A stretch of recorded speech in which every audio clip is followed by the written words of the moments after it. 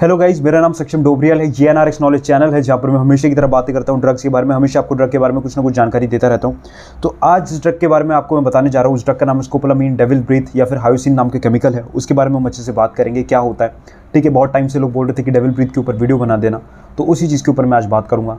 जैसे कि हर टाइम की तरह रहता है, वही सारी चीज़ें रहेंगी। क्या होता है, मैकेनिज्म ऑफ एक्शन, हिस्ट्री, कैसे काम करता है, क्या इसके यूज़ मिसयूज़, क्या क्या चीज़ें हो सकते हैं, केमिकल टेस्ट और इसके शेड्यूल पर हम इस चीज़ को ख़त्म कर देते हैं। ठीक है, ओके, चलिए बात कर लेते हैं ड्रग के बारे में। उस ड्रग का नाम है डेविल्स ब्रीथ या फिर स्कोपोलामीन या फिर मैं हायोसिन कहूँ। देखिए, अगर मैं बात करूँ स्कोपोलामीन के बारे में, डेविल ब्रीथ के बारे में या हायोसिन के बारे में, तो तीनों केमिकल एक ही होते हैं। हायोसिन और स्कोपोलामीन ये इसके केमिकल नाम है।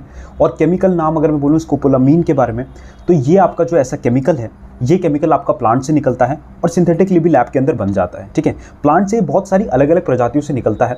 साथ ही साथ सिर्फ ज़रूरी नहीं है कि एक ही प्रजाति के पौधे से निकले या फिर एक ही प्लांट की स्पीशीज से निकल रहा है, अलग अलग प्लांट की स्पीशीज से भी निकल जाता है। एग्जाम्पल के तौर पर अगर मैं बोलूँ कि स्कोपोलामीन जो केमिकल है, स्कोपोलामीन का हो, हायोसिन का हो, ठीक है, एक ही चीज़ है। ये एक एल्कोलॉइड है और मोस्टली ये जो एल्कोलॉइड्स होते हैं ये ट्रोपेन एल्कोलॉइड्स होते हैं। हम इसके बारे में केमिस्ट्री स्ट्रक्चर के बारे में जब बात करेंगे तब मैं आपको अच्छे से बताऊंगा ट्रोपेन एल्कोलॉइड के बारे में क्या रहता है। ठीक है, और एल्कोलॉइड क्या रहता है वैसे मैंने काफ़ी बार बताया भी होगा। ठीक है, आगे बात कर लेते हैं। ये आपका हेनबेन, मतलब कि किन किन प्रजातियों से निकलता है प्लांट के बारे में, जरा उनके बारे में बात कर लेते हैं।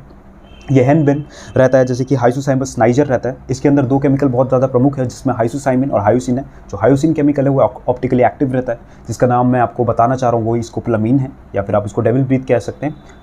ठीक है, ऐसी ऐसी करके चीज़ें रहता है। Deadly night shade atropa belladonna, उससे भी निकलता है। ठीक है, मैंड्रेक की स्पीशीज से भी निकलता है।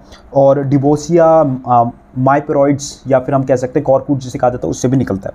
लेकिन इन सब के अंदर ही अलग अलग प्लांट की स्पीशीज़ में पाया जाता है, अलग अलग पौधों की प्रजातियों में तो पाया ही जाता है।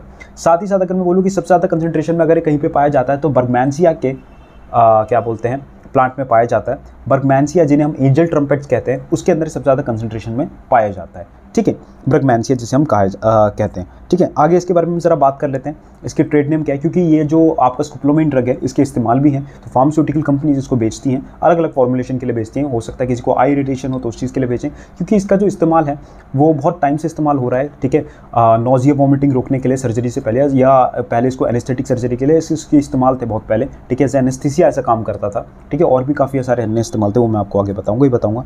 ठीक है, तो इसे ट्रांसडर्म कॉर्प, पैन, ठीक है, ब्यूकोचेल, ऐसे कुछ नाम से इसको बेचा जाता है। और भी इसके काफ़ी सारे अलग अलग नाम हैं। ठीक है, जो इसको बेचा जाता है स्कोपोलामीन या हायोसिन नाम के केमिकल को। ठीक है, इसके जो ये नेम्स है ये फार्मास्यूटिकल ट्रेड नेम है, लेकिन बहुत सारी जगह पे इसको जो है वो गैर कानूनी तौर से भी इस्तेमाल करा जाता है, गलत तौर से। तो इसके इलीगल नाम्स भी हैं, जैसे कि मैं कह सकता हूँ इसका नाम है बुडांगा या फिर डेविल्स ब्रीथ जिसे इसे कहा जाता है। ठीक है, इन नाम से भी बहुत ज़्यादा ये प्रचलित है। आगे बात कर लेते हैं इसकी क्लास के बारे में। तो ये ड्रग है क्या, किस क्लास के अंदर, किस श्रेणी में इसको रखना चाहिए। मैं कहता हूँ वैसे तो एंटीकोलिनर्जिक ड्रग है। अगर फार्मास्यूटिकल या मेडिकल, अगर हम सिस्टमैटिक अप्रोच की तरफ देखें कि मेडिकल सिस्टमैटिक अप्रोच में इसको जो रख रखा है क्रोनोलॉजी में, वो एंटीकोलिनर्जिक में रख रखा है। लेकिन ये हेल्यूसिजेनिक भी काम करता है अपने खास मैकेनिज्म ऑफ एक्शन पे। ठीक है, तो हम इसे डेलीरियंस ड्रग कहते हैं। मैंने डेलीरियन ड्रग के ऊपर एक वीडियो बनाई थी, जो कि हेल्यूसिजेनिक ड्रग्स की एक श्रेणी है। डेलीरियंस क्या होते हैं, ये एक ऐसे टाइप के ड्रग्स होते हैं जो बॉडी के अंदर डिसोसिएटिव कर देते हैं, आपके जो लास्ट की जो मेमोरी है उससे डिसोसिएट कर देते हैं आपको रियलिटी से कुछ टाइम के लिए। ठीक है, कुछ वक्त के लिए आपको डिसोसिएट कर लेते हैं और आपको क्या होता है, कन्फ्यूजन स्टेट में होते हो आप, और आपकी बॉडी के अंदर हाइपर एक्टिविटी बहुत ज़्यादा बढ़ जाती है। एग्जाम्पल के तौर पर डेलीरियन ड्रग के बहुत सारे एग्जाम्पल है, जैसे मैंने अपने वीडियो में भी बताया था। बेनेड्रिल एक एग्जाम्पल है, जिसको केमिकली डाइफेनाइहेड्रामीन कहा जाता है, और बेनेड्रिल से मार्केटेड फार्मास्यूटिकल प्रोडक्ट में बेचा जाता है। ठीक है, ऐसे ऐसे करके चीज़ें हैं। आगे बात कर लेते हैं, जरा हम हिस्ट्री के बारे में बात कर लेते हैं, जिसमें मैंने आपको बताया स्कोपोलामीन एक डेलीरियन हेल्यूसिजेनिक ड्रग है। ठीक है, सारी चीज़ इसके बारे में बात होगी। कॉलमीन्स डेविल ब्रीथ का हो, बर्गुंडा का हो, स्कोपोलामीन का हो, हायोसिन का हो, ये एक ही नाम है। ठीक है, बस अलग अलग नाम से इसको मार्केट में लाया गया है, अलग अलग चीज़ों के नाम से। ठीक है, जिसमें गैर कानूनी नाम भी है जिसको बेचा जाता है, और कुछ लीगलाइज्ड आपके फार्मास्यूटिकल प्रोडक्ट फॉर्मुलेशन में भी बेचा जाता है, जिसमें मैंने आपको बताया था। इन सब चीज़ों के अंदर ट्रांसडर्म कॉर्प अलग अलग। हिस्ट्री के बारे में बात करते हैं। स्कोपोलामीन नाम का जो पहला केमिकल है, अगर मैं बात करूँ स्कोपोलामीन के केमिकल के बारे में, तो बहुत टाइम से एम्प्योजेनिक, एम्पैथोजेनिक, ठीक है, ऐसी कुछ ड्रग जो आपको अंतरात्मा को ज्ञान कह सकते हैं या फिर आपको भगवान से स्पिरिचुअली कांटेक्ट कराते हैं। ठीक है, तो उन सब जो ये सब जो ड्रग्स होते हैं आपके, जो भगवान से अंतरात्मा का ज्ञान कराते हैं, ये सब चीज़ों से आपका एक बिल्कुल डायरेक्ट कांटेक्ट कराते हैं। तो बहुत सारे लोग जो होते हैं पुराने समय में इन सब चीज़ों का इस्तेमाल करते थे। ठीक है, तो इसी चीज़ में जो इस्तेमाल करने की जो चीज़ चल रही थी, वो सबसे ज़्यादा अगर देखा गया जो बहुत ही ज़्यादा पाया गया प्री हिस्टोरिक टाइम से। ठीक है, अगर हम बोले कि पाषाण काल से लेके स्टोन एज में अगर मैं चले जाऊँ, तो वो आपका कोलंबिया या फिर आपके जो लैटिन अमेरिका, सदर्न अमेरिका है, उधर की तरफ इसके बारे में काफ़ी ज़्यादा बताया गया है, ठीक है। लेकिन इसके बारे में अगर किसी ने साइंटिस्ट ने ढंग से बताया तो वो एल्बर्ट लैंडनबर्ग थे, जिन्होंने 1880s में इसके बारे में बताया था सबसे पहले। कई जगह पर आपको 1969 में इसके बारे में ज़्यादा मिलेगा, लेकिन सबसे पहले जो इसकी खोज हुई थी वो आइसोलेट किया था एल्बर्ट लैंडनबर्ग ने किया था। 1899 में डॉक्टर शेडरलिन ने 1899 में इसको क्या करा था, मॉर्फिन के साथ इसको मिक्स करके एनेस्थेटिक प्रॉपर्टीज़ को चेक करने के लिए किसी ऐसी औरत को दिया था जो औरत बच्चा मतलब जो रहता है, बच्चा जो बच्चे को जन्म देने वाली थी, तो उस टाइम सर्जरी में इस्तेमाल करा गया था। तो इस ड्रग से एक ना टॉयलेट स्लीप नाम का एक फिनोमेना देखा गया, जिसके अंदर क्या होता है, टॉयलेट स्लीप के अंदर जब भी मॉर्फिन और इसके साथ ये स्कोपोलामाइन ड्रग को दिया जाता है, तो स्कोपोलामाइन ड्रग और मॉर्फिन का जो कॉम्बिनेशन होता है वो बॉडी के अंदर टॉयलेट स्लीप देता है, जिसके अंदर क्या होता है कि आपको जो सर्जरी के वक्त जो मेमोरीज होती है या कुछ होती है वो बिल्कुल उस स्टेट में आप बिल्कुल अनकॉन्शियस होते हो। सर्जरी होने के बाद जो आपकी मेमोरी रहेगी वो सब चीज़ें बिल्कुल ही आप में फ्लश्ड होंगी, पता नहीं होगा आपको क्या हुआ था और आराम से सर्जरी हो जाएगी, ठीक है।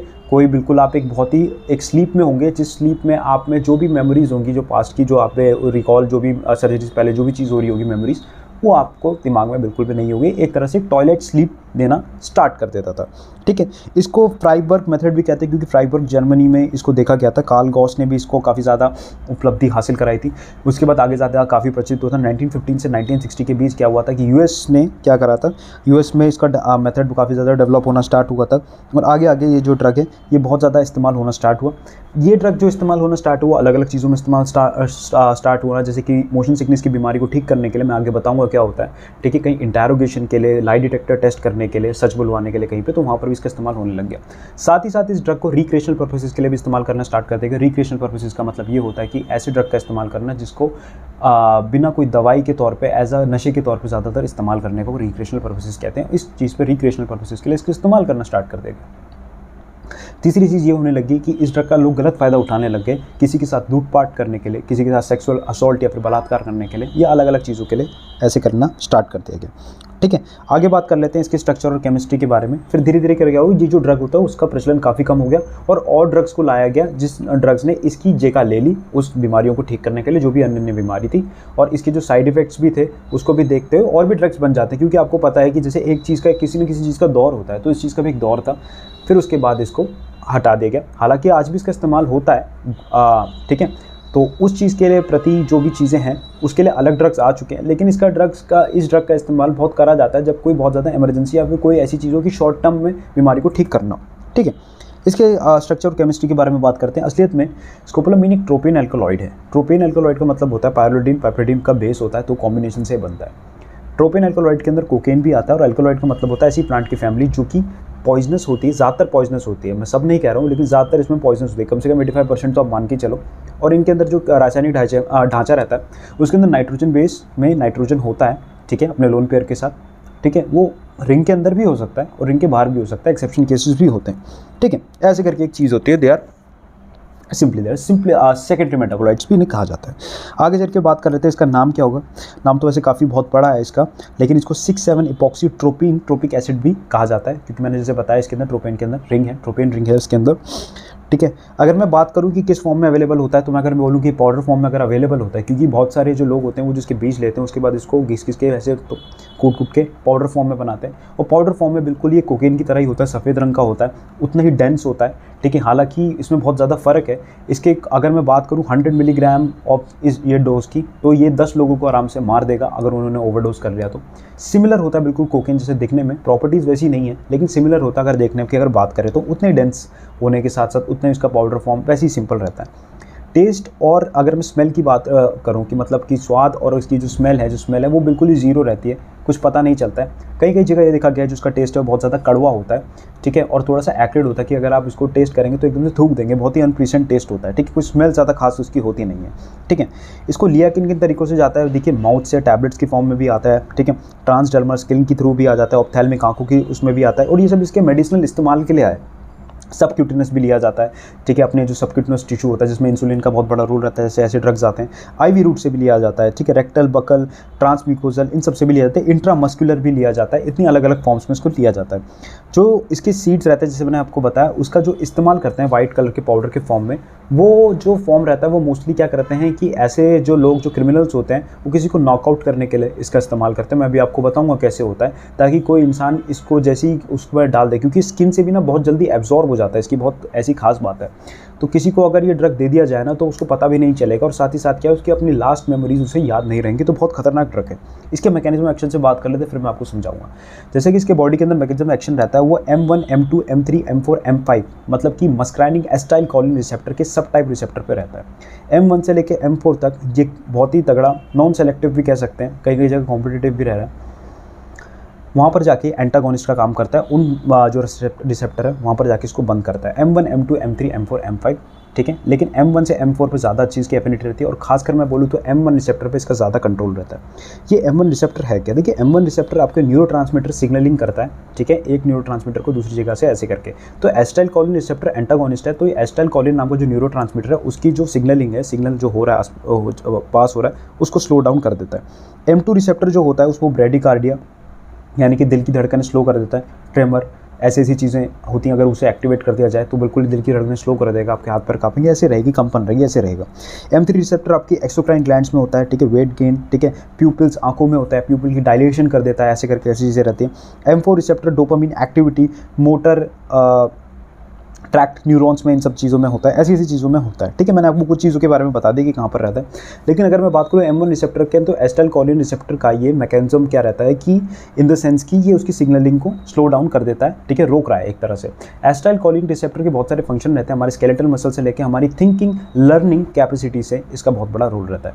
तो जब भी कोई इंसान इस ड्रग को लेता है या फिर गलती से उस ड्रग इसने ग्रहण कर लिया या स्किन से एब्जॉर्ब हो गया, तो उसकी बॉडी के अंदर क्या होगा, उसकी थिंकिंग कैपेसिटी और उसकी सोचने समझने की शक्ति रहेगी, उसमें थोड़ा दिक्कत आना स्टार्ट हो जाएगी। जो लोग होते हैं जो कि क्रिमिनल्स होते हैं या फिर जो अपराधी हैं, जो क्या करते हैं, वो किसी इंसान के मुंह पे क्या करते हैं, इसको ऐसे पाउडर फॉर्म में लेते हैं और उसके मुंह पे छिड़क देते हैं। ये ड्रग स्किन से बहुत जल्दी एब्जॉर्ब होता है एज़ कम्पेयर टू टैबलेट या ओरल फॉर्म में।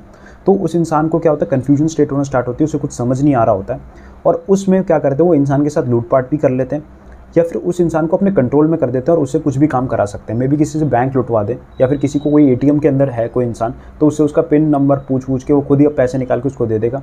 जैसे ही ड्रग का जो इफेक्ट है वो चला जाता है, तो बॉडी के अंदर से जैसे ही चला जाता है, तो इंसान को उसकी लास्ट मेमोरीज याद नहीं रहती।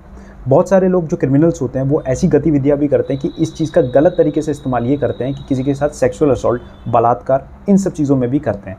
सिर्फ वो ऐसे छिड़क के भी नहीं, वो कभी कभी किसी की ड्रिंक्स में मिला देते हैं या किसी के खाने पीने में मिला देते हैं, ठीक है। तो कभी भी किसी अनजान इंसान के साथ खाना पीना नहीं चाहिए, ठीक है। और अभी कभी आप बार्स में हो या फिर कुछ अल्कोहल ग्रहण कर रहे हो तो किसी अनजान के साथ ना पिएं, ठीक है, थोड़ा ध्यान रखें। अगर आपको ऐसे टेस्ट में भी थोड़ा अजीब लगे तो उसे वहीं रोक दें, ठीक है। आगे बात करते हैं। तो ऐसे एसिटाइलकोलिन रिसेप्टर से ऊपर नीचे हो जाने के कारण इंसान की थिंकिंग कैपेसिटी कन्फ्यूजन होना स्टार्ट होगी, इंसान कन्फ्यूज होगा और डिजीनेस होना स्टार्ट होगी, उसे चक्कर आना स्टार्ट होंगे, ऐसे करके चीज़ें होना स्टार्ट हो जाएगी। तो इंसान के अंदर एक तरह से एक इम्पेयरमेंट आ जाएगा, साइकोमोटर डिफेक्ट आ जाएगा उस टाइम के पीरियड में, ठीक है। ऐसी कुछ चीज़ें मैंने आपको बता दी, ठीक है।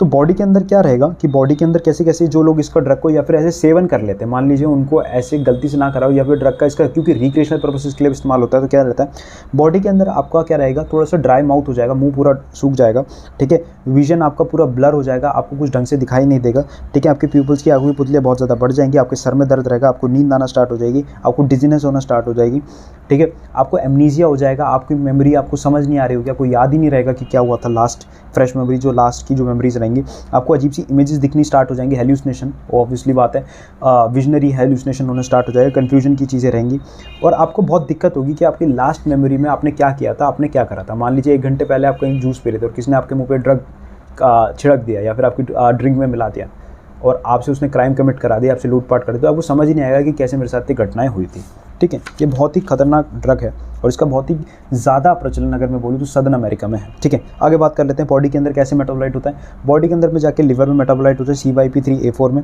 ठीक है, और ये बॉडी के अंदर किडनी से एक्सक्रीट आउट हो जाता है, ठीक है, किडनी से एक्सक्रीट आउट होकर निकल जाता है। अगर मैं बात करूँ इस ड्रग के बारे में कि क्या इसकी टॉक्सिसिटी रहती है, अगर ये बहुत ज़्यादा बॉडी के अंदर टॉक्सिक हो जाए तो क्या हो जाएगा, इंसान को साइकोसिस होना स्टार्ट हो जाएगा, इंसान को ऐसा होना जाएगा, साइकोसिस होने का स्टार्ट हो जाएगी, उसकी मोटर न्यूरॉन्स बहुत ज़्यादा फायर अप होने स्टार्ट हो जाएंगे, उसे कुछ समझ नहीं आ जाएगा, डोपामिन बॉडी के अंदर इतना बढ़ जाएगा कि उसे बहुत ज़्यादा कन्फ्यूजन स्टेट होना स्टार्ट हो जाएगी, वो अपनी आंखें बंद करेगा तो उसे अजीब डॉट्स दिखना स्टार्ट हो जाएंगे, कान में अजीब से सुनाई देना स्टार्ट हो जाएगा और वो एकदम से रियलिटी से डिटैच ही हो जाएगा कुछ टाइम के लिए, ठीक है। एजिटेशन होना स्टार्ट हो जाएगी, स्पीच डिसऑर्डर के ढंग से बोल नहीं पाएगा, हेल्यूसिनेशन हो जाएगी, पैरानॉइड हो जाएगा। पैरानॉइड का मतलब है कि आसपास अपनी एक तरह से भ्रम करना स्टार्ट करेगा, ऐसे सोचेगा कि मैं मरने वाला हूँ या फिर मेरा कोई दोस्त है वो मुझे मार देगा, ऐसे करके एक डिल्यूजनल पैरानॉइड थिंकिंग होना स्टार्ट हो जाएगी। अगर कोई इंसान को ऐसी टॉक्सिसिटीज़ होती है या ऐसी आपको पाया जाता है कि कोई ड्रग इससे सेवन में और उसने बहुत ज़्यादा इसका इस्तेमाल कर दिया गया, तो फाइसोस्टिग्मिन नाम का केमिकल उसे दे दी जाए और फाइसोस्टिग्मिन क्या करता है, कॉम्पिटिटिवली उसी रिसेप्टर पर जाके आपका काम करेगा और फाइसोस्टिग्मिन की थेरेपी से काफ़ी हद तक उसकी जो हेल्यूसिनेशन या डिल्यूजनल थिंकिंग है या डिल्यूजनल प्रॉब्लम कन्फ्यूजन वो काफ़ी हद तक कम हो जाएगी। साथ ही साथ क्या करना है कि अगर बाई चांस ऐसे ना हो तो आप एक्टिवेटेड चारकोल दे सकते हैं जिससे वो ड्रग को एब्जॉर्ब कर ले। उसके बाद ऑक्सीजन सप्लाई देना स्टार्ट करें, एडुकेट ऑक्सीजन सप्लाई, और उसके जो ऑर्गन है उसकी मॉनिटरिंग करें। दूसरी बात यह है कि इलेक्ट्रोलाइट इम्बैलेंस होने के भी बहुत ज़्यादा चांसेस होते हैं इस जगह पे, तो इलेक्ट्रोलाइट इम्बैलेंस होने के चांसेस में भी आप कोशिश करें कि इलेक्ट्रोलाइट मॉनिटरिंग करके रखें, ठीक है, क्योंकि बहुत ज़्यादा केसेस में क्या होता है कि आपको मिर्गी आना स्टार्ट होगी, फिर आप कोमा में जाएंगे, फिर आपकी डेथ होना भी स्टार्ट हो सकता है। इवन मिलीग्राम के बहुत ही कम डोजेज से भी और स्किन के अंदर एब्जॉर्ब होने से भी बहुत ही खतरनाक चांसेस हैं कि इंसान के लिए फेटल और जानलेवा हो सकता है और इंसान की मृत्यु हो सकती है, ठीक है। कोई इंसान इसका एडिक्ट है या फिर कोई इसको बहुत ज़्यादा ड्रग करता है, उसे ब्रेडिकार्डिया, दिल की धड़कनें कमज़ोर रहेंगी, सर में दर्द रहेगा, उसको उल्टी करने का मन रहेगा, स्वेटिंग होना बहुत ज़्यादा स्टार्ट होगी, ऐसे ऐसे एब्डोमिनल पेट में क्रैम्प्स पड़ना स्टार्ट होंगे, ठीक है। उसको जब ये ड्रग नहीं मिलेगा या फिर ड्रग का वो सेवन भी करेगा, दोनों में मैं आपको बात बता रहा हूँ, तो उसकी बॉडी के अंदर एसिडिटी बहुत ज़्यादा बढ़ सकती है, ठीक है, ऐसे करके। अब मैं बात करता हूँ उसकी ड्रग इंटरेक्शन में। अगर मैं बात करूँ बेंजोडाइज़पीन के साथ तो डिप्रेशन ज़्यादा कर सकता है, कोई डायरेटिक एस्ट्रोजोलामाइड है तो उसके साथ भी सीएनएस डिप्रेशन दे सकता है। ग्रेप फ्रूट जूस के बारे में अगर मैं बात करूँ कि अगर इसको कोई ग्रेप फ्रूट जूस के साथ पी सकता है तो बॉडी के अंदर ये क्या करता है कि स्कोपोलामाइन की कंसंट्रेशन को बहुत ज़्यादा बढ़ा देता है, तो नहीं करना चाहिए। कोकेन, अल्कोहल, एमडीएमए के साथ इसका ड्रग का कोई मतलब नहीं है, कोई कभी भी बिल्कुल भी इसको नहीं करना चाहिए। कहाँ इसको नहीं देना चाहिए मैं आपको बता दूं। किसी को अगर ओपन एंगल ग्लूकोमा है, क्योंकि इसका इस्तेमाल करा जाता है आंखों में जलन को ठीक करने के लिए, तो ऑप्थेल्मिक प्रिपरेशन आती है, ऑप्थेल्मिक आंखों से रिलेटेड प्रिपरेशन मेडिकल दवाइयाँ होती हैं। किसी को अगर काला मोतिया है, ओपन एंगल काला मोतिया है अगर मैं बात करूँ, तो बॉडी के अंदर क्या करेगा, ये जो आँख का इंट्राऑक्यूलर प्रेशर है उसको और बढ़ा देगा और आँख का प्रेशर बढ़ने से इंसान को ज़्यादा दिक्कत होती है। वहाँ पर बहुत ज़्यादा ध्यान रखें अगर आप ये दवाई वैसे भी लेते हैं तो, ठीक है। दूसरी बात ये है, कोई इसका ड्रग यूजेज करता है, मतलब ड्रग इन द सेंस कि कोई पहले से कोई और कोकेन करता है, एमडीएमए करता है और भी कोई ड्रग करता है, तो उसके साथ, या मैरिजुआना करता है तो उसके साथ अगर ये कोई इंसान ड्रग लेना चाह रहा हो तो डॉक्टर को थोड़ा प्रिस्क्राइब करने से पहले सोचना चाहिए, ठीक है। किसी को पेट की समस्या, बहुत ज़्यादा एसिडिटी रिफ्लेक्सेस होते हैं बहुत ज़्यादा, तो उसमें भी थोड़ा देख रेख करनी चाहिए। हार्ट की प्रॉब्लम है इन सब चीज़ों में, या फिर कोई लोग इसके स्कोपोलामाइन को अगर ड्रग का इस्तेमाल कर रहे हैं एज ए मेडिसिनल पर्पस तो डॉक्टर से भी वही देखें कि कहीं इससे हाइपर सेंसिटिविटी रिएक्शन ना हो जाए बहुत ज़्यादा, ठीक है। इसकी कुछ टेस्ट के बारे में बात करते हैं, फिर हम थोड़ा आगे जाके इसकी कुछ यूज़ के बारे में बात करेंगे। टेस्ट ये है कि आपकी बॉडी में अगर कोई आप बाई चांस आपकी कोई सेक्सुअल असॉल्ट करता है या बलात्कार होता है किसी के साथ, ऐसे बलात्कार के चांसेस हो जाते हैं, किसी के साथ रॉबरी होती है, किसी के साथ लूटपाट हो रही है, कुछ हो रहा है, या किसी को इस ड्रग के सेवन में आके कुछ गलत काम करवा दिया जाता है, उसने लूटपाट कर दिया, कुछ गलत कर दिया, उसे समझ नहीं आ रहा, उसे लग रहा है कि मैंने कुछ गलत कर दिया, अपनी बॉडी में उसी टाइम से 72 आवर्स के अंदर यूरिन का सैंपल का टेस्ट कराएं, हेयर टेस्ट कराएं अपने हेयर से, क्योंकि इस ड्रग की ये यहाँ पे डिटेक्ट हो जाता है, ठीक है। और ब्लड टेस्ट कराना जितना जल्दी हो सके जाएं डॉक्टर के पास और इसका टेस्ट करा लें, ताकि बॉडी में आपको ईजिली डिटेक्ट हो जाए और पता चलता है कि ये ड्रग करा है कि नहीं करा है, इस चीज़ के बारे में अगर आपको शक होता है तो, ठीक है। दूसरी बात यह है कि इसका अगर पाउडर फॉर्म में रहता है तो उसके कुछ केमिकल टेस्ट है, वो विटालिन मोरन टेस्ट ट्रोपेन एल्कोलॉइड को डिटेक्ट करने का टेस्ट होता है। असलियत में जो उसका एल्कोलॉइड अगर हम ड्रग ले लें उसमें फ्यूमिंग नाइट्रिक एसिड डालें तो उसके बाद क्या होगा कि जो हमें चीज़ मिलेगी उसको कुछ टाइम के लिए छोड़े तो एवोपरेट होने के बाद हमें कुछ फॉर्म में पाउडर फॉर्म मिलेगा। उसमें आपको पोटेशियम हाइड्रोक्साइड डालनी है एसीटोन के साथ, तो आपको वायलेट कलर मिलेगा और वायलेट कलर ये बताएगा कि ट्रोपेन एल्कोलॉइड इसके अंदर प्रेजेंट है, ट्रोपेन रिंग इसके अंदर प्रेजेंट है, तो कहीं ना कहीं कंफर्मेशन टेस्ट है। एक और टेस्ट होता है कि हायोसिन के साथ अगर सिल्वर नाइट्रेट डाला जाए तो येलो पीपीटी फॉर्म होती है, येलो कलर के प्रेसिपिटेट फॉर्म होते हैं, इससे भी पता लगाया जा सकता है कि हायोसिन या स्कोपोलामाइन नाम का केमिकल है। यूज़ इसके बहुत सारे थे। अगर मैं यूज़ की बात करूँ तो जब कोई सर्जरी से पहले किसी को उल्टी करने का मन या फिर उल्टी आने जैसा होता है, ठीक है, ऐसी बीच सर्जरी में पोस्ट ऑपरेटिव सर्जरी जो समझ नहीं आ रहा होता है क्या होता है, ऐसे बहुत सारे चांसेस होते हैं, तो बहुत डॉक्टर कहते हैं कि आपने कुछ खाया हो तो बिल्कुल ऐसे ना हो कि बाई चांस की कहीं एक रिफ्लेक्स आ जाए उल्टी करने का, ऐसे कुछ रहता है, या फिर उल्टी जैसा मन हो रहा है किसी का, तो उस टाइम पर इस ड्रग को रोका जाता है।